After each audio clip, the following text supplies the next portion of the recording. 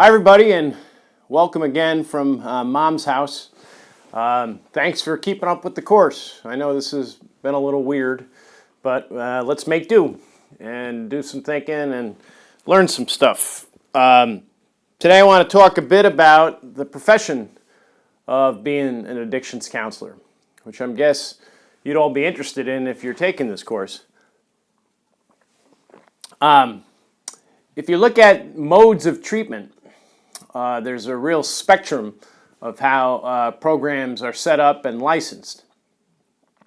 The first thing you have to do, no matter what level of treatment you're going to enter, is be evaluated or assessed, depending on what term you use. Now, whether you go to a rehab, a day program, an outpatient clinic, or even a private therapist, the first step will be for them to do what's called a biopsychosocial assessment. Bio meaning your physicality, psycho meaning your psychology, social meaning how you interact with the world around you and work and family and things like that. So after a therapist conducts a biopsychosocial exam, they formulate, often with a clinical team, the best level of care for you. Now, typically, the entry-level assessment would occur in an outpatient clinic, but it doesn't have to. People often go to rehabs or detoxes because that's what they're aware of.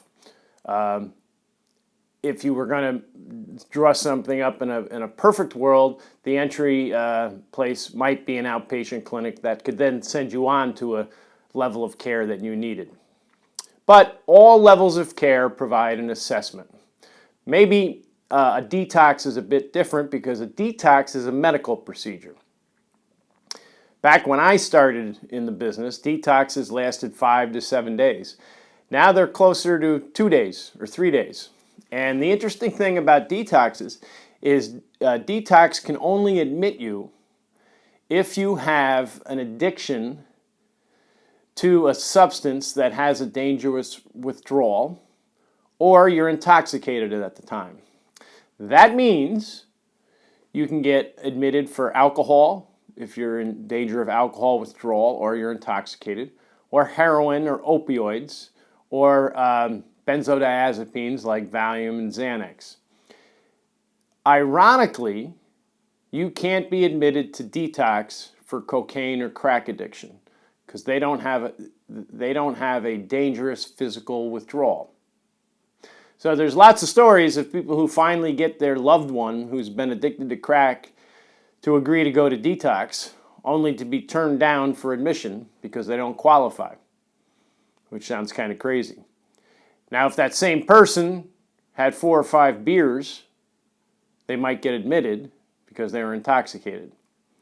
You may even hear stories of counselors who tell their clients that and tell them to go to the Rite Aid across the street and get 4 or 5 beers and drink them so they can get admitted.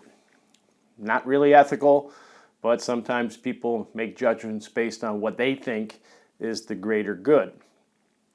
Okay, so let's look at the levels of treatment. There's detox, which, as I said, is a medical procedure. There will be some education and some counseling, but detox is to get a person physically well. If you go to detox and you need detox, you can then be sent on to different levels of care.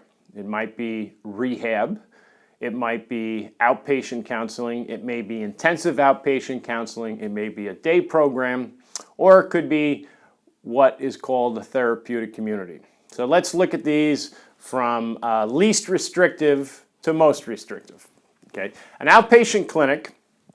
In an outpatient clinic, you can be seen as little as 1 time a month for an individual session. Or you can be seen as intensely as 5 times a week with 5 groups a week in an individual session. It depends how your program is designed and how that program is set up. So there's a variety. An intensive outpatient program, well, at least it used to be at least 9 hours a week of treatment. So that might mean process groups, classic group therapy, individual sessions, and then maybe family sessions or other types of sessions going on. A day program is kind of like a rehab where you go home. So you may go to a day program first thing in the morning and leave at 5 o'clock in the afternoon and spend your whole day there going to education groups, family sessions, recreation sessions, lunch, etc. And then in terms of intensity after that is rehab. Now rehab can be usually conceived of as being 28 days. But depending on your insurance coverage and what people deem you need, it can be 10 days, it can be 21 days, it can be 28 days, and maybe even it can be longer than that. Much of this is driven by insurance benefits. When I was a counselor at Conifer Park in the 80s, just about everyone got 28 days of treatment. Oddly enough, Conifer Park had a contract with General Motors for a plant in Tarrytown down in Westchester, and they had such a high rate of crack addiction that they contracted for 6 weeks of treatment. During that time, the insurance companies or the managed care companies didn't challenge any lengths of stay. So people got whatever benefits were on their insurance plan. Well, along came managed care. And without doing a whole course on hospital administration, managed care is simply when the insurance company or somebody the insurance company hires takes a look at exactly what benefit someone needs in terms of their coverage. So if you have a health plan like CDPHP or MVP, you might have to go to your primary care physician. Does that sound familiar?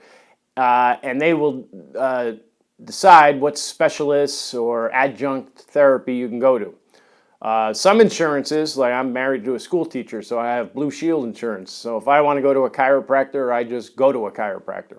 But when I had CDPHP insurance, I'd have to go to my doctor, who would then evaluate whether I needed a chiropractor. Okay, what does this have to do with our course? Well, if back in the 80s, if you wanted to go to drug rehab and you had the benefit for drug rehab, you just went to drug rehab and you got 28 days. About the late 80s, when insurance companies looked at all the costs involved with treatment, they started to have subscribers be approved for care. So you might show up at Conifer Park, but you would have to call the managed care company. And they'd say, okay, we'll approve 7 days. Call us back in 7 days. And then the clinicians would have to call and say, he needs more treatment because of X, Y, and Z, or he's ready to be discharged. Well, the almighty dollar fuels a lot of this. And so the element was to, when you were a counselor, was to keep somebody as long as possible with the idea that the more treatment, the better off they'd be. Well, insurance companies became very shrewd, and they learned that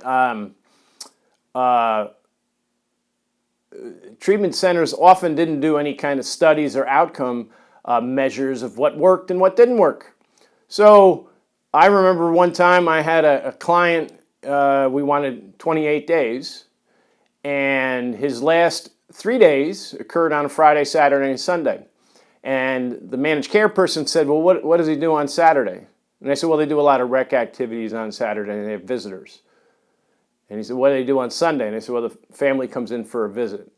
He said, well, he's going home the next day, right? And I said, yeah. And he said, well, why does he need those last 3 days? I said, I got a good point. I'm not sure I do. I know why. Well, that means we lost 3 days of treatment and maybe $3,000 worth of income for